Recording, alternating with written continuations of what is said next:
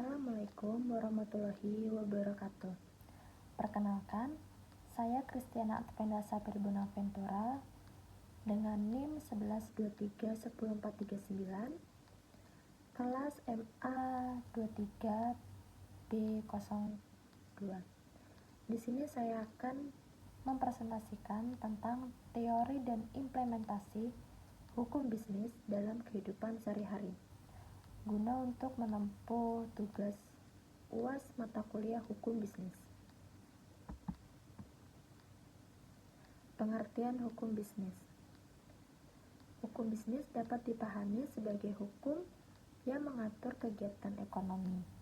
Kegiatan tersebut berupa perdagangan, jasa, dan keuangan yang terus-menerus dilakukan untuk mendapatkan keuntungan. Pengertian hukum bisnis menurut para ahli, di sini saya mengambil dua, yaitu menurut Abdul Salim, merupakan keseluruhan dari peraturan-peraturan hukum, baik yang tertulis maupun tidak tertulis, yang mengatur hak dan kewajiban yang muncul. Menurut Dr. Johannes Ibrahim, SHM, HUM merupakan seperangkat peraturan hukum yang diadakan untuk mengatur dan memecahkan masalah yang terjadi, terutama selama aktivitas manusia ke manusia. Tujuan hukum bisnis itu perundang-undangan bisnis dibuat untuk mengatur dan melindungi bisnis terhadap berbagai risiko yang mungkin timbul di kemudian hari. Di bawah ini adalah beberapa tujuan hukum bisnis yang perlu diketahui. Yang pertama itu, memastikan berfungsinya mekanisme keamanan pasar secara efektif dan tepat. Yang kedua, melindungi berbagai jenis usaha, terutama jenis usaha kecil dan menengah. Bisa disebut juga dengan UKM.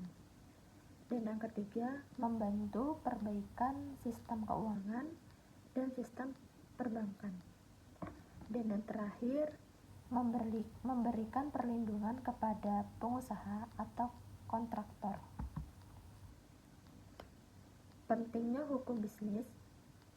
Undang-undang bisnis memainkan peran penting dalam mengatur praktik bisnis di negara ini.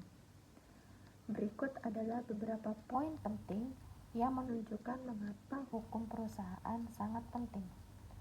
Yang pertama itu masalah kompensasi.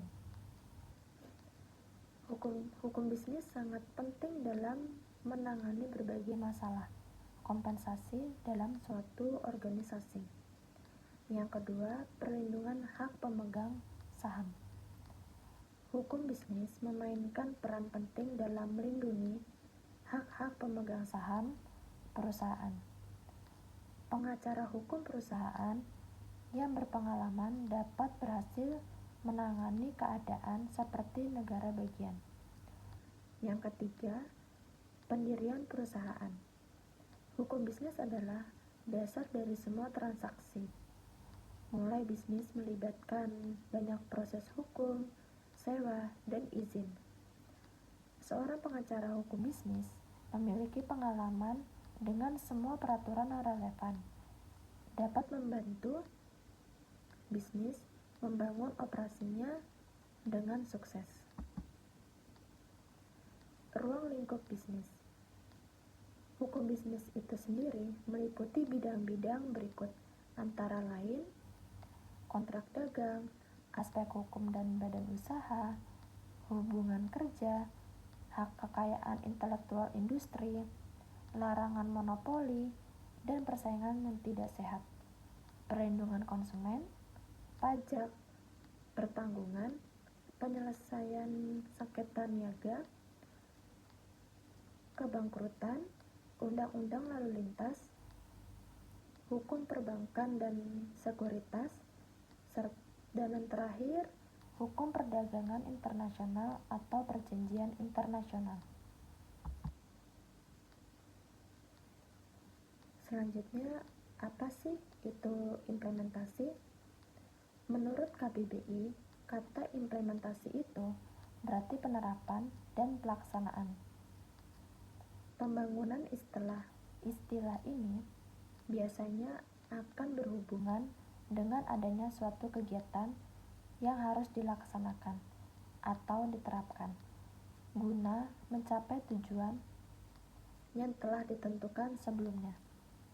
Menurut teori yang dikemukakan oleh Jones, implementasi memuat definisi berupa those activity direct toward putting a program into effect. Artinya, implementasi ini menjadi tindakan ditetapkan dan menjadi cara utama supaya kebijakan tersebut dapat mencapai tujuan.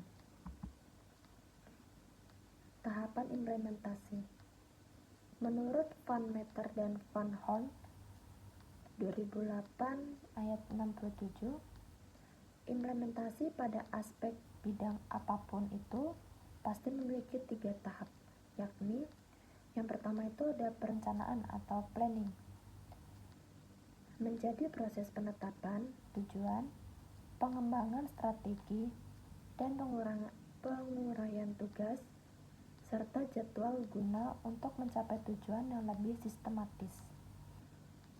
Yang kedua ada keteladanan atau exemplary, menjadi syarat akan komitmen dalam memberikan contoh terbaik dan tidak dibuat-buat.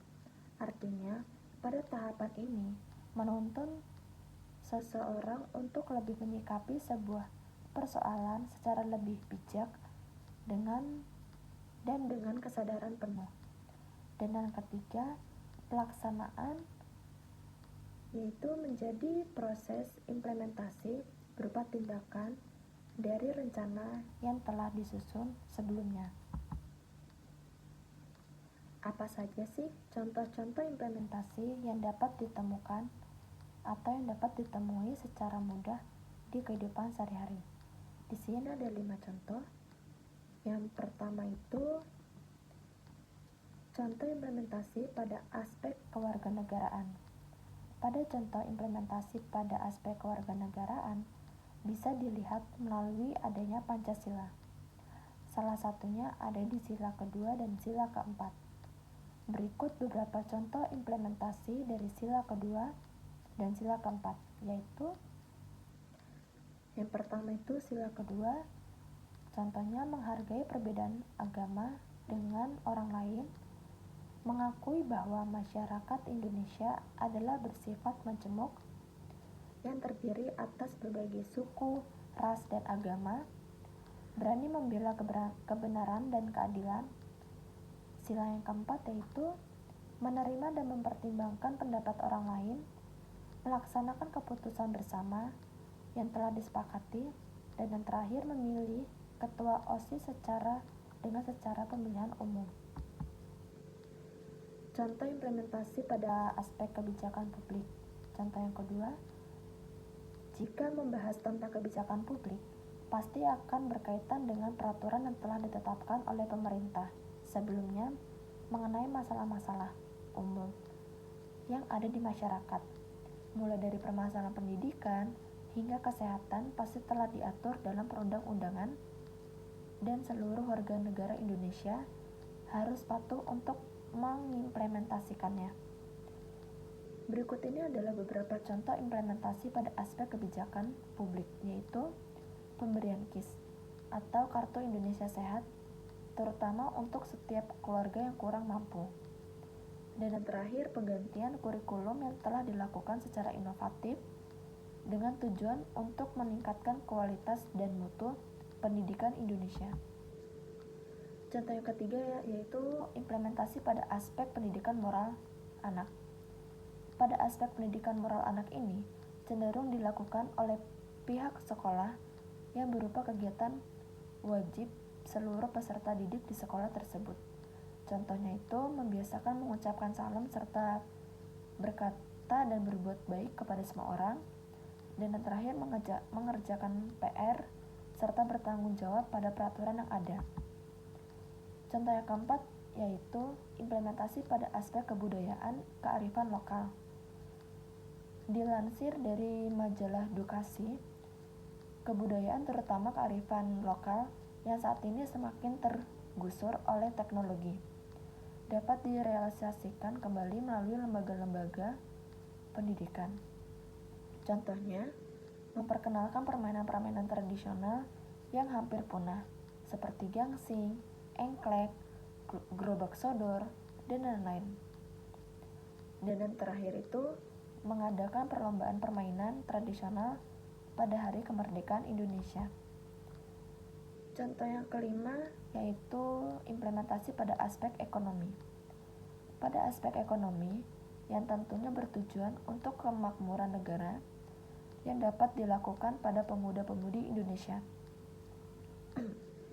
contohnya itu Bangga menggunakan produk-produk lokal.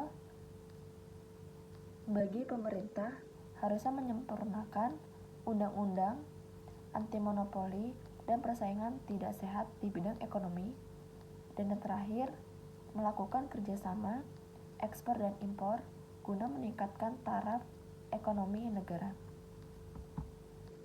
Sekian dari presentasi saya. Mohon maaf apabila ada kata-kata yang kurang berkenan di hati. Saya mohon maaf. Terima kasih.